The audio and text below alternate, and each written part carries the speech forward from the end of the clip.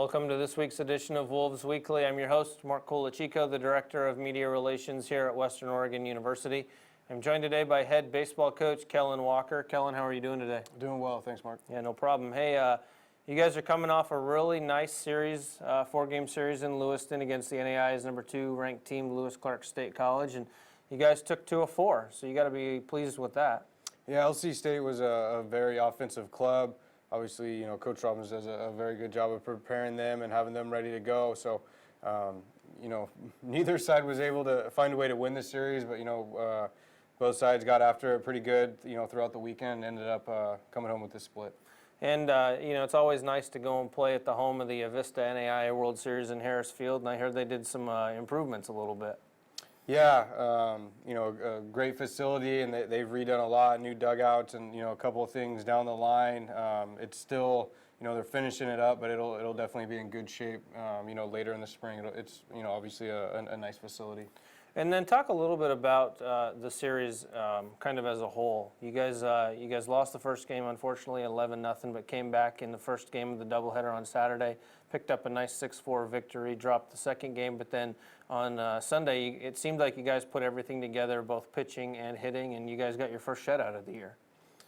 Some guys had some good weekends and some competitive weekends. Obviously, you mentioned that first game not getting off to a phenomenal start. LC State came out swinging it, made some very, very good plays behind Bo Kearns, who is a very good arm, and they got after us pretty good, and then came back the second day, scrapped in the box, were able to come up with a couple timely hits, got a lead early, and then we were able to hold on to that late.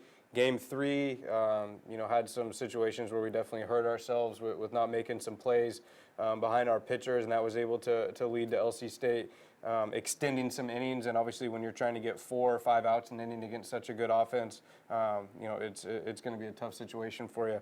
And then Game 4. Got a very, very competitive outing from Mike Bennett. Made some big pitches when he needed them, and then like you mentioned, we were able to scrap some at bats and put some balls in play, put a little bit of pressure on them, and we're able to score some runs, and got a couple breaks throughout that as well, and played pretty well. That fourth game. And you talk about Michael Bennett. He was GNAC Pitcher of the Week. He went 5 1/3 innings of scoreless ball. He gave up a couple hits, but I think.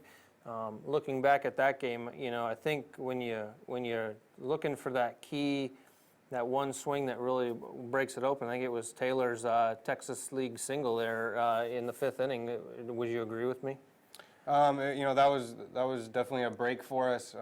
Full count, and their guy was working out of the windup, so we were able to get a head start with our runners, and a ball that was put in play, and found some grass in the outfield somehow, and that definitely extended the lead for us. And when you're in that park where the ball jumps pretty well, a 5-run lead is a lot different than a 2-run lead. So that definitely took a little bit of pressure off of our pitchers, and we got some good outings out of the back end of the pen there by a couple guys coming out and getting some big outs for us. Yeah, definitely. I think Stordahl there in the 9th was big, and then Sean Donkey had a big outing for us as well. Yeah. So those 3 pitchers really, really came through. And as I said, you guys got your first shutout of the year. But you guys are done with non-league play now.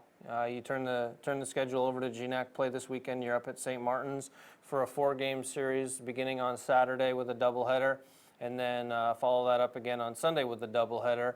And those will be both of those starting at noon in Lacey, and then you guys are home next week against Central Washington. But let's look a little bit right now at the St. Martin's series this week. As I said, started GNAC play.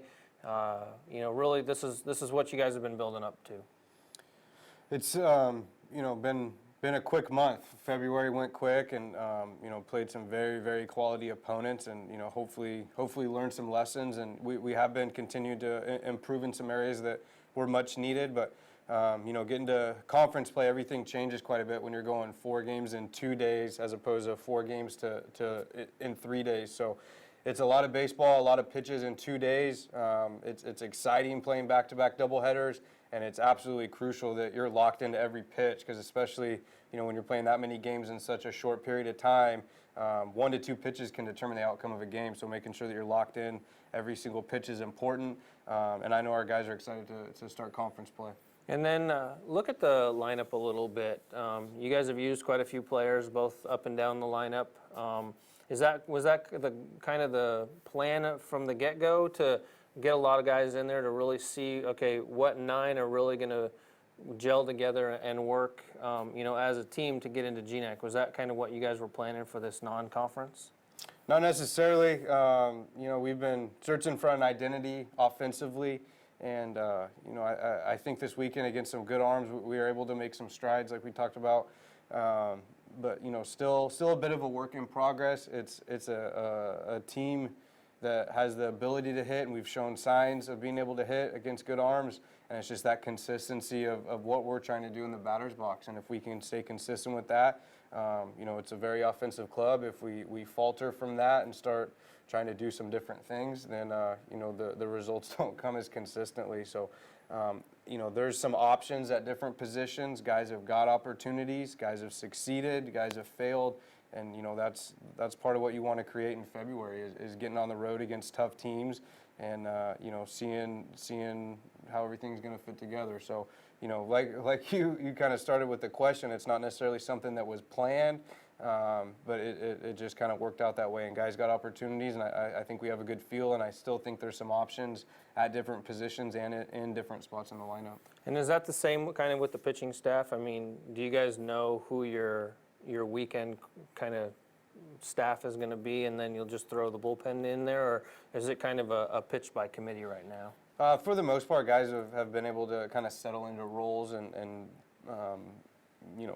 we obviously want to put them in situations to succeed, whether it to be get 3 outs or you're looking to get through a lineup 2 to 3 times. So, I think guys are a little bit closer now to what their roles are going to be, but, with 4 games in 2 days, everyone's going to have to be ready to pitch, and, sometimes it's tough to bounce back day after day, and especially, possibly if you get, even if it's just coming in to get a hitter out on, game 1 on Saturday, and then maybe you throw a little bit more on Sunday, it's going to be tough for you to bounce on Sunday. So I like the depth of our pitching staff.